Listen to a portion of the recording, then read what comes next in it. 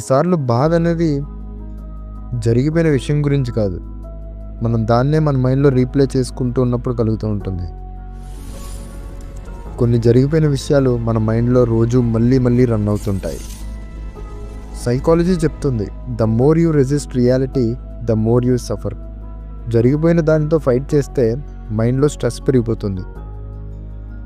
Letting go అంటే giving up కాదు, it means రియాలిటీతో ఫైట్ చేయడం ఆపడం.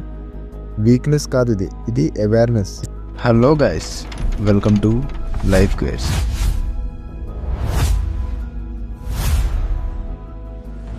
మీ పాస్ట్ ఏదైనా కావచ్చు, ఫెయిల్యూర్, బ్రేకప్, లాస్, అవి జరిగిపోయాయి. కానీ మీరు వాటిని మీ ప్రజెంట్లో క్యారీ చేస్తున్నారా? ఇలా జరగకూడదు, ఐ డిజర్వ్ బెటర్ అని అనుకోవడం న్యాచురల్. కానీ రెసిస్టెన్స్ పెరిగే కొద్దీ పెయిన్ డబల్ అవుతుంది. సైకాలజీలో ఒక సింపుల్ ఫార్ములా ఉంది, pain multiplied by resistance equals to suffering. And also ఒక ఫేమస్ కోట్ కూడా ఉంది, pain is unavoidable but resistance is optional.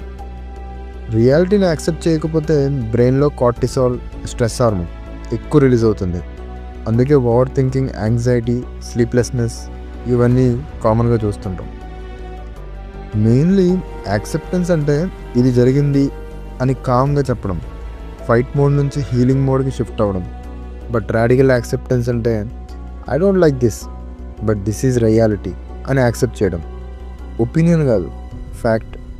Clinical సైకాలజీలో రాడికల్ యాక్సెప్టెన్స్ని థెరపీలో యూజ్ చేస్తారు. బికాజ్ యాక్సెప్టెన్స్ మైండ్ని సేఫ్ అని సిగ్నల్ ఇస్తుంది. ఫియర్ యాక్టివ్ ఉంటే అమిగ్డాలా కంట్రోల్ చేస్తుంది. యాక్సెప్టెన్స్ వస్తే ప్రీఫ్రాంటల్ కార్టెక్స్ యాక్టివ్ అవుతుంది. అప్పుడు క్లారిటీ, లాజిక్, కామ్నెస్ ఇవన్నీ వస్తాయి.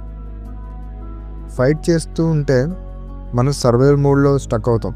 Same thought, same pain, no progress.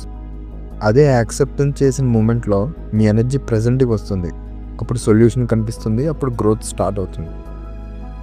మనం లెట్టింగ్ గో చేయలేకపోవడానికి ఒకటే మెయిన్ రీజన్, ఈగో. నాకు అలా జరగకూడదు అని అనుకోవడం. అండ్ ఇంకొక రీజన్ అటాచ్మెంట్. అది పర్సన్ అయినా, ఐడియా అయినా, పాస్ట్ అయినా, ఒక వస్తువు అయినా. అది పట్టుకుని ఉంటే పెయిన్ ఉంటూనే ఉంటుంది. And fear of future, next ఏంటి అనే భయం. కానీ ట్రూత్ ఏంటంటే పాస్ట్ని వదిలితే ఫ్యూచర్ క్లియర్ అవుతుంది. As simple as that. Letting go అంటే మర్చిపోవడం కాదు, లెట్టింగ్ గో అంటే మీ పీస్ని చూస్ చేసుకోవడం. స్ట్రాంగ్ పీపుల్ ఫైట్ చేస్తారు అనుకుంటారు, వైజ్ పీపుల్ రిలీజ్ చేస్తారు. రిలీజ్లో వీక్నెస్ ఉండదు, ఫ్రీడమ్ మాత్రమే ఉంటుంది. ఒకసారి మీరు ఆలోచించండి. Letting go is emotional intelligence, self respect, self control. ఇది మెచ్యూరిటీ ఒక సైన్. అండ్ మెయిన్ పాయింట్ ఏంటంటే మీ లైఫ్ ఇప్పుడు జరుగుతుంది, పాస్ట్లో కాదు, ఫ్యూచర్లో కాదు, జస్ట్ నౌ, ఇప్పుడు. అండ్ మెయిన్లీ హీలింగ్ అంటే పాస్ట్ మార్చడం కాదు, హీలింగ్ అంటే పాస్ట్ని యాక్సెప్ట్ చేయడం. యాక్సెప్ట్ చేసినప్పుడే వూండ్స్ క్లోజ్ అవుతాయి. లెట్టింగ్ గో తర్వాత మీ బ్రెత్ లైట్ అవుతుంది, మీ మైండ్ ఫ్రీ అవుతుంది, పీస్ సైలెంట్గా వస్తుంది. Simple. You don't heal by fighting reality, you heal by accepting it. Fight drains energy, acceptance saves it. Question ఇది కాదు, అది జరగకుండా ఉండాల్సిందా. క్వశ్చన్ ఇది, అది జరిగిందని నేను యాక్సెప్ట్ చేస్తున్నానా. అండ్ లాస్ట్లీ, మీ లైఫ్లో ఏదైనా మీ పీస్ని స్టీవ్ చేస్తుంటే లెట్ ఇట్ గో.